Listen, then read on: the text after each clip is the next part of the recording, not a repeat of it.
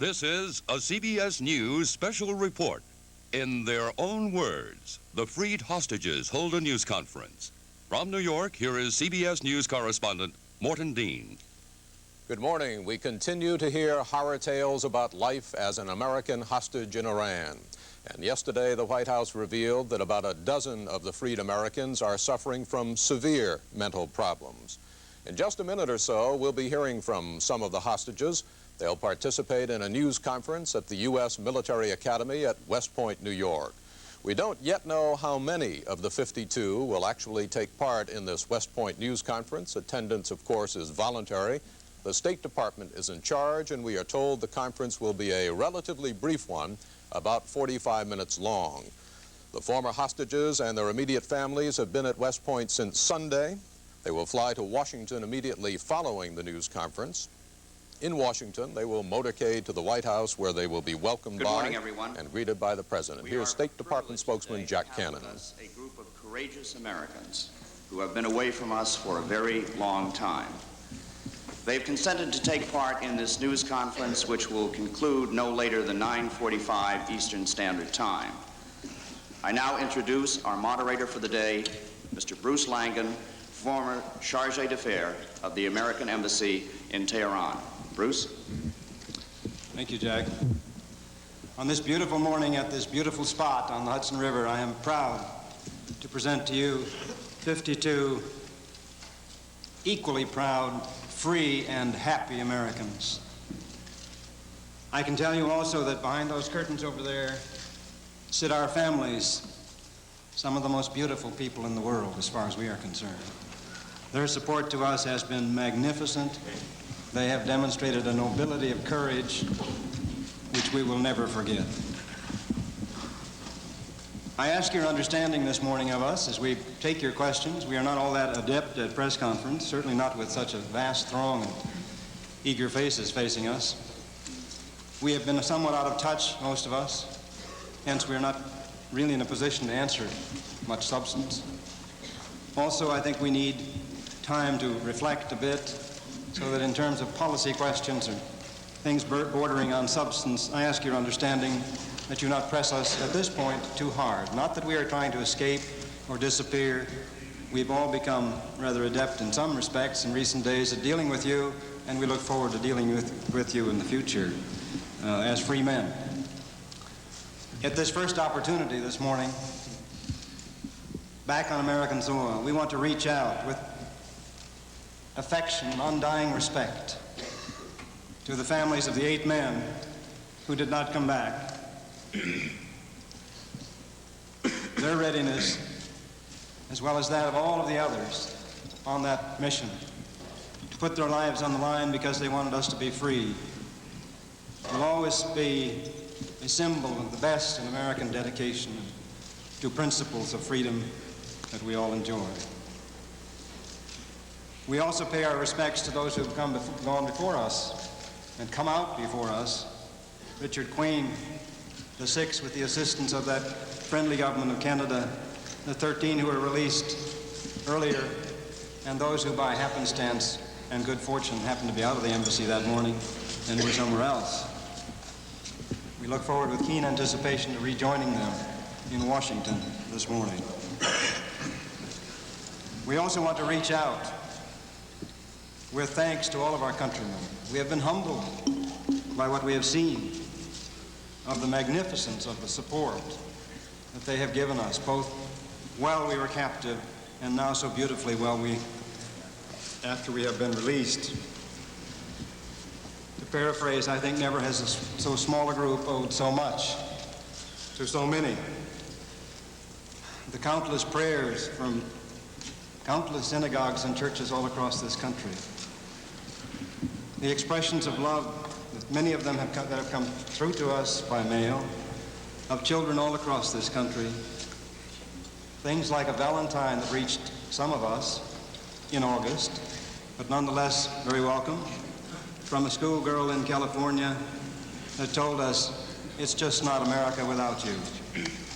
That was a beautiful expression in simple children's words that reached some of us and I think were felt by all of us. Countless messages from groups all over the country. The yellow ribbons, the church bells that we gather have rung in many places all across this country. Church bells that in the future will add, I think, I hope, certainly for us, a new dimension, not only of the blessings of Almighty God, but a reminder, refurbished by this experience, of the blessings of freedom that we enjoy in this country. We have a love affair with this town, with this academy, with these fine young men and women who are here, with General Goodpaster and Mrs. Goodpaster and all of the others who have made our stay here so welcome, including the staff and all those wonderful people over at the Hotel Thayer.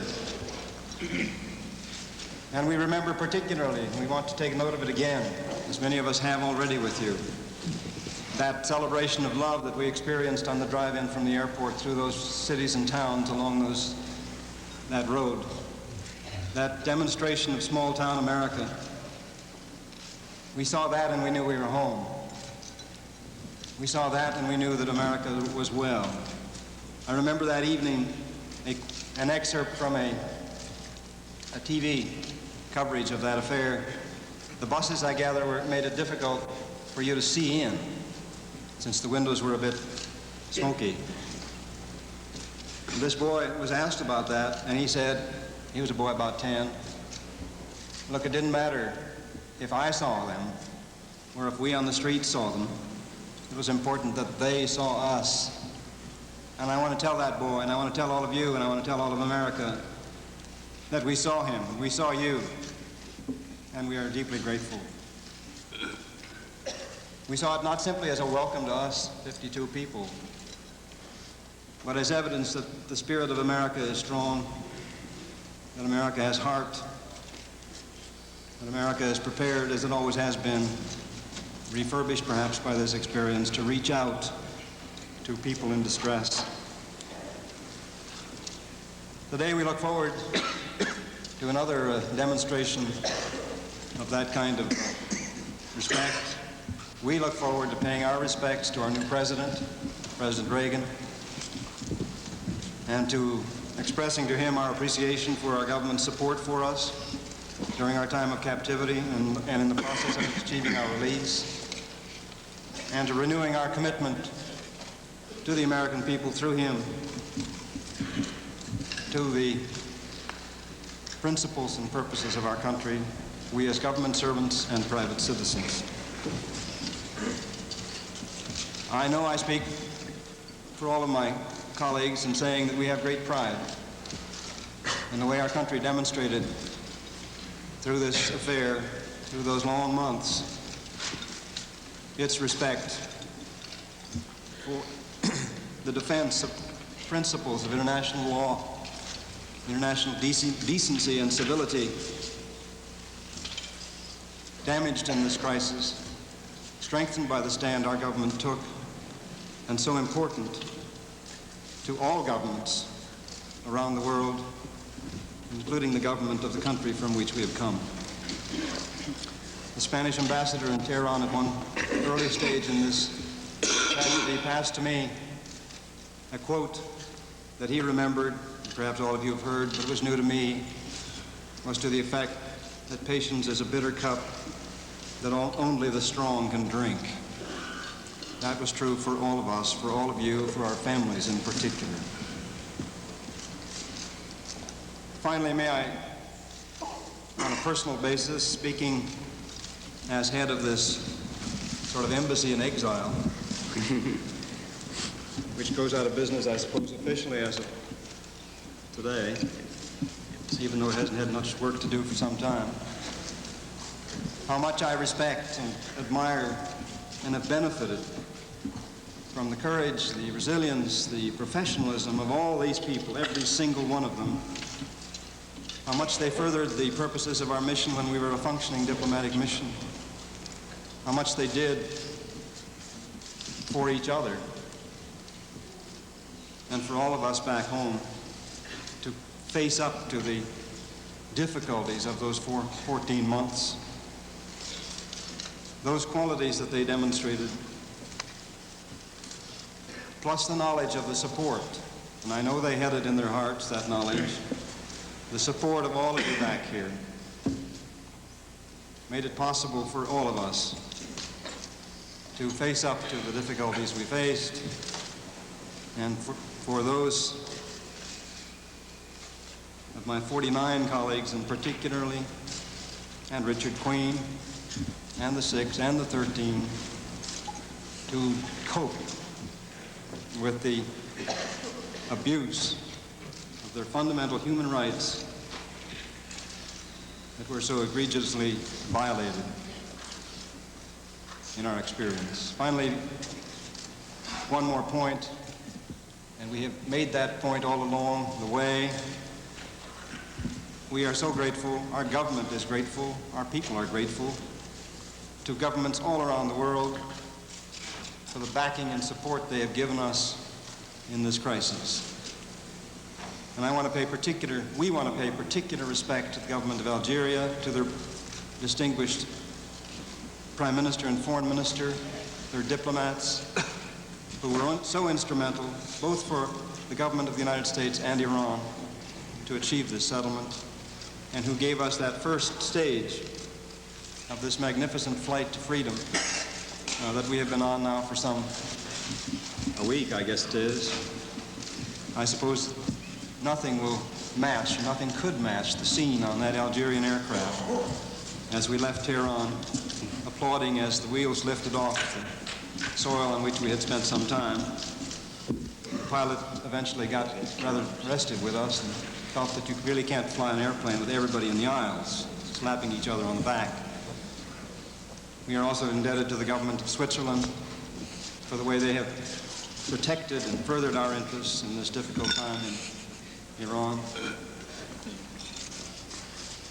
And at risk of naming yet another, because so many governments have been of support, the most recent hospitality we have benefited from the government and people of the Federal Republic of Germany and those beautiful people back there in Wiesbaden. I cannot overlook the Irish, because I'm sure there are Irish among them. And when we met with the Prime Minister of Ireland at Shannon, our families find that rather amusing. I'm not sure why.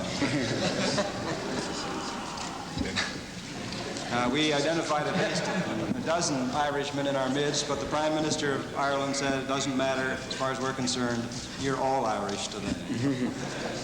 Now we are prepared to take your questions. Right in the middle. One point that you did not mention in thanking all those... I'm sorry, would you repeat? There were one group you did not thank among all those you thought deserved thanks. I want to ask you about the media part of this. The media attention to these 52 is pretty strong medicine. I'd like to know whether it is good medicine, that is, whether it helps in the transition, or just simply very heady medicine, and are these people prepared for what happens when the media attention stops? Is that a problem? On the latter point, I can assure you that we're prepared to go off and become rank and file common citizens again, and not sort of heroes in the full panoply of the press and the limelight. It isn't easy for us, obviously, since we're not used to this kind of situation. It's the first time we've experienced it. We hope it's the last time. The press has been understanding. I gather the press has been angry at times. I can assure you that from this point on, now that you see us here somewhat refurbished, both in body and in mind, we will be fully cooperative, want to be fully cooperative, and have no apprehensions about dealing with press. Would you like to add anything, John? No, I think that's good. Right there. We had a policy of not negotiating with terrorists. If you agree that you're being taken hostage as an act of terrorism, that policy seems to have changed. The government negotiated your freedom.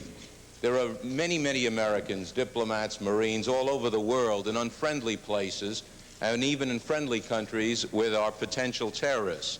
Do you have any concern that this is a precedent for further hostage-taking on the notion that a deal can be struck for releasing the Americans ultimately?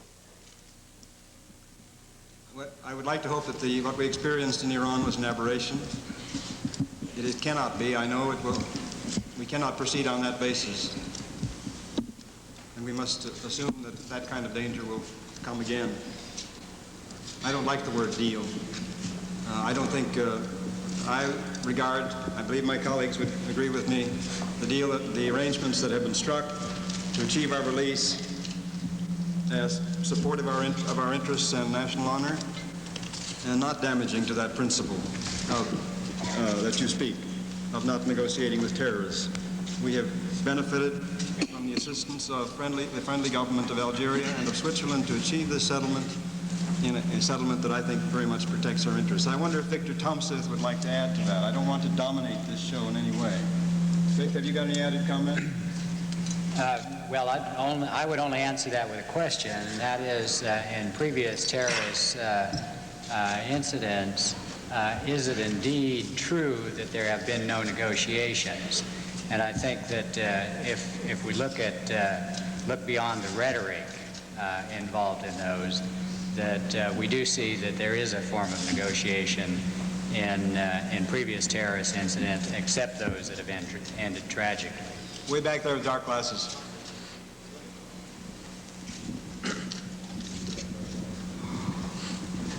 Barry Rosen. Welcome home, Barry. Thank you. And there are a lot of people in New York who would like to hear you describe your experience, and in particular, since you are a fluent Farsi speaker and student of Iranian culture, if you could comment on that level. Well, I'm very glad to be back. I don't think I can get into all the experiences at this moment, but undoubtedly it was a very stressful situation for me and for the other people. And one thing I can say, that everybody was totally supportive of each other in the cells that I shared with others throughout the entire experience. I think what we did have was a form of camaraderie and cooperation that was totally supportive. The beige jacket there. This question is directed at Mr. Keogh.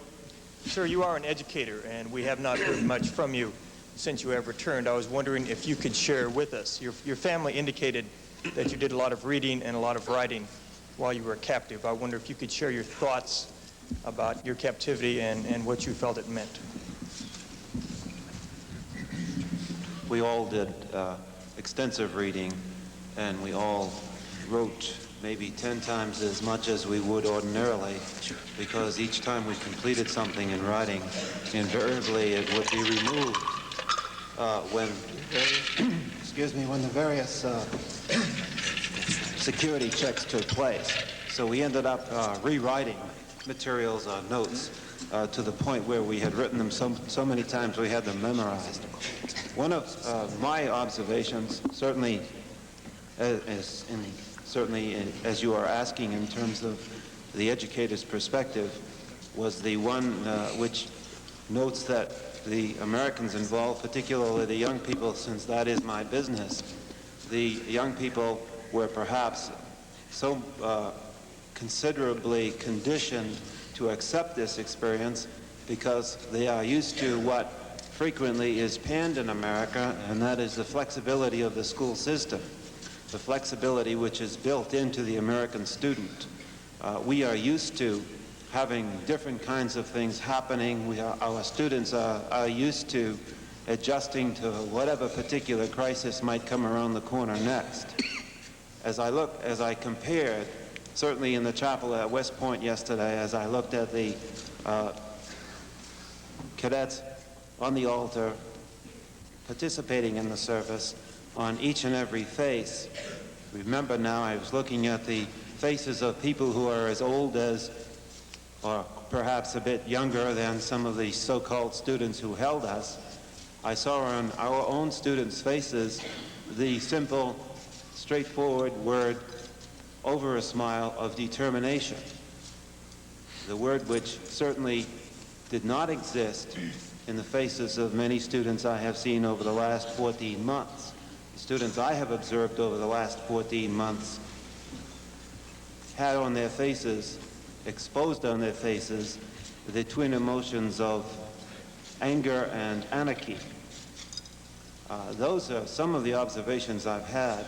I would say to anyone who is concerned about the American school system, the results of the American school system seem to bear out that we haven't done so badly with ourselves as well as with our young people.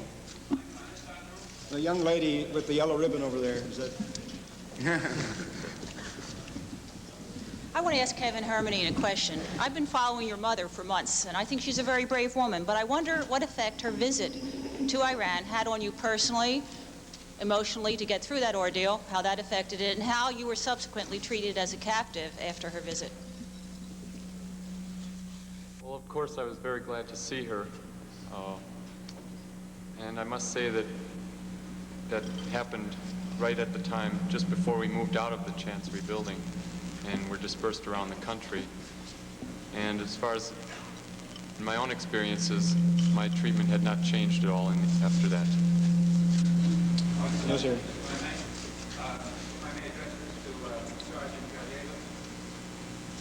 Sergeant, you were quoted and seen on television during the time of captivity as saying the captors were very good to us. Could you tell us, please, what had happened to you prior to making that statement? Sir, the captors were good to us to their own standards, of course. But if you follow the rest of the statements I made, I also told, whether, I don't know if you understood, but the officials from the State Department and my peers in the military understood what I was trying to say. You have another one? I was trying to say, sir, that I was saying that the treatment was good for my fellow colleagues so that they would not be mistreated. But also I was trying to say that we were not being treated well. Back there on the right, just right here. Pardon me?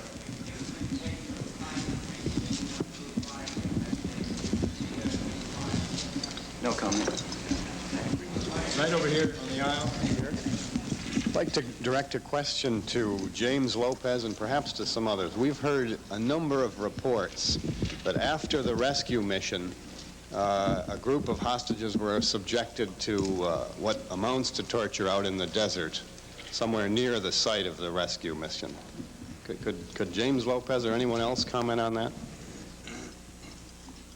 Jim, do you have any comment on it? I'm sorry, sir. I didn't hear it. We didn't hear the question. The question was whether you are aware of or experienced torture in the desert near Tabas. Is that correct?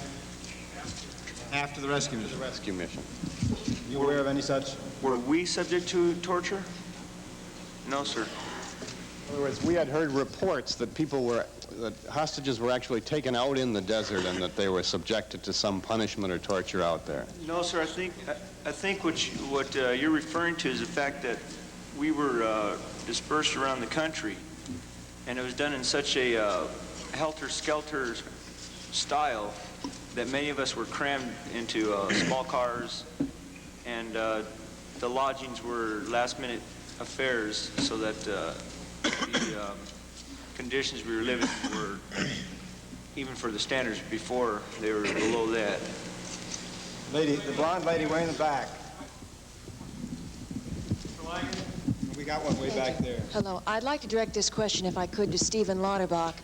I would like you, please, to trace your feelings about the way the Carter administration handled the situation, your feelings during the first part of your imprisonment, toward the end, meeting with Mr. Carter in Wiesbaden, and today. I found it difficult to hear that. Did you hear it, Steve? No, I'm afraid I didn't get the question. The question again from Mr. Lauterbach. I would like you, please, to trace your feelings about the way the Carter administration handled the entire situation, your feelings during the first part of your imprisonment, toward the end, meeting with Mr. Carter in Wiesbaden, and today. Speaking for myself, I have no criticism of the Carter administration. I feel that everything possible was done to obtain our release. During our captivity, we had very little information about the nature of the negotiations. But speaking for myself, I have no criticism of the Carter administration.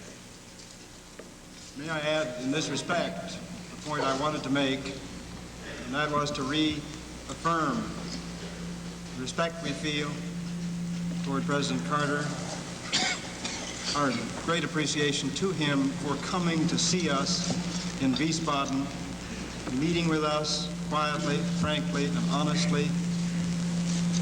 It was a very moving, a very emotional experience, one that we will, all of us appreciated, and one that we will never forget. With the red shirt here. Ask Mr. Limbert or Mr. Tomseth or someone in the political section, do you think Washington should have known better than to let the Shah into the United States? And how did Washington tell you to explain the Shah's entry into the U.S. to the Iranians screaming outside your gates? Go ahead, John. Thank you. Thank you, Vic. That's an order. You said that's an order. The rank has its privileges. That's right. Really, as far as whether Washington should have known better than to do this or that is really something I can't speak to. When you're in the embassy in Tehran or wherever, it seems that Washington should always know better. That you always know better than what Washington should do.